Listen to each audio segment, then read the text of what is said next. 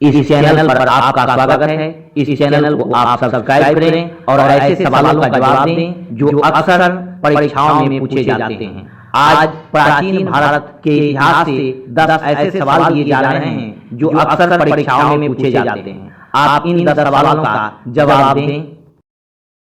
प्रथम सवाल, महाकवि कालिदास किसके दरबार की शोभा बढ़ाते थे?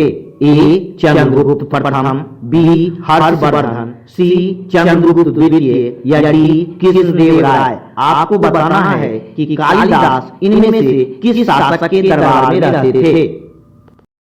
दूसरा सवाल, किस शासक को भारतीय इतिहास में पितृहंता के नाम से पुकारा जाता है? ए. अजातशत्रु, बी. अशोक, सी. औरंगजेब या डी. हर्षवर्धन। यानी आपको बताना है इनमें से किस शासक को भारतीय इतिहास में पितृहंता कहा जाता है। तीसरा सवाल, प्राचीन भारत का प्रसिद्ध अभिलेख प्रयाग प्रशस्ति में किस राजा का उल्लेख है? ए. समुद्रगुप्त, बी. अशोक, सी. जहांगीर या डी. सभी। आपको बताना है कि प्रसिद्ध अभिलेख प्रयाग प्रशस्ति में किस राजा का नाम उत्कीर्ण है। चौथा सवाल, गुप्त वंश की स्थापना किस शासक ने किया था? ए. चंद्रगुप्त प्रथम, बी. श्रीगुप्त, सी. चंद्रगुप्त विक्रमादित्य या डी. समुद्रगुप्त। आपको बताना है कि प्राचीन भारतीय इतिहास का एक महत्वपूर्ण वंश है गुप्त वंश। इस गुप्त वंश की स्थापना किसने किया था? पांचवा सवाल, छठी शताब्दी ईस्वी पूर्व भारत में 16 जनपद थे। आपको बताना है कि इन 16 जनपदों में सबसे शक्तिशाली जनपद और सबसे बड़ा जनपद कौन था? ए. काशी, बी. कौशल, सी. अंग या डी. मगध। यानी छठी शताब्दी ईस्वी पूर्व भारत के 16 जनपदों में सबसे शक्तिशाली जनपद कौन था? छठा सवाल, प्रसिद्ध चीनी यात्री हुएन सोंग किस शासक के काल में भारत आए थे? ए. हर्षवर्धन, बी. कृष्णदेवराय, सी. चंद्रगुप्त मौर्य या डी. कनिष्क। यानी आपको बताना है चीनी यात्री हुएन सोंग किसके शासनकाल में भारत आया था। सातवां सवाल, हर्यक वंश की स्थापना किस शासक ने किया था? ए. बिंबिसार, बी. श्रीगुप्त, सी. बिंदुसार या डी. सिमुक। आपको बताना है कि हर्यक वंश की स्थापना किसने किया था। आठवां सवाल,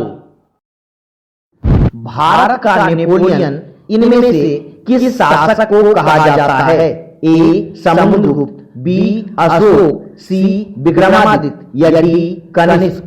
यानी आपको बताना है उस शासक का नाम जिसे भारत का नेपोलियन भी कहा जाता है। नौवां सवाल, प्राचीन भारत की जानकारी देने वाला एक प्रसिद्ध ग्रंथ बुद्ध चरित्र है। आप बताइए इस बुद्ध चरित्र के लेखक कौन हैं? ए. कालिदास, बी. कलहन, सी. अश्वघोष या डी. पाणिनि। यानी बुद्ध चरित्र के लेखक इनमें से कौन हैं? 10वां सवाल, प्राचीन भारत में पाटलिपुत्र नगर की स्थापना किस शासक ने किया था? ए. अशोक, बी. उदयन, सी. घनानंद या डी. अजातशत्रु। आपको बताना है कि पाटलिपुत्र नगर की स्थापना इनमें से किस शासक ने किया था। अब आपने जो जवाब सोचा है वो सही है या नहीं, यहाँ देखें। सही जवाब इस प्रकार है। इस सवाल का सही जवाब है सी. चंद्रगुप्त द्वितीय। कालिदास चंद्रगुप्त द्वितीय के दरबार में रहते थे। चंद्रगुप्त द्वितीय ही विक्रमादित्य के नाम से जाना जाता था, जिसके दरबार में भी 9 रत्न रहते थे। इस सवाल का सही जवाब है ऑप्शन ए अजातशत्रु। अजातशत्रु को भारतीय इतिहास में पितृहंता के नाम से पुकारा जाता है क्योंकि उसने अपने पिता बिंबिसार की हत्या कर गद्दी प्राप्त किया था। इस सवाल का सही जवाब है ऑप्शन डी यानी प्रयाग प्रशस्ति में समुद्रगुप्त, अशोक और जहांगीर तीनों का नाम उत्कीर्ण है। इस सवाल का सही जवाब है ऑप्शन बी यानी श्रीगुप्त। गुप्त वंश की स्थापना का श्रेय श्रीगुप्त को ही जाता है। हालांकि गुप्त वंश की स्थापना पर कुछ इतिहासकारों में विवाद है, लेकिन सर्वसम्मति से यही मत सामने निकल कर आया है कि गुप्त वंश की स्थापना श्रीगुप्त ने किया था। इस सवाल का सही जवाब है ऑप्शन डी मगध यानी छठी शताब्दी ईस्वी पूर्व भारत की 16 जनपदों में सबसे शक्तिशाली जनपद मगध था। इस सवाल का सही जवाब है ऑप्शन ए हर्षवर्धन। हर्षवर्धन के ही काल में चीन से वेनसोंग भारत आया था।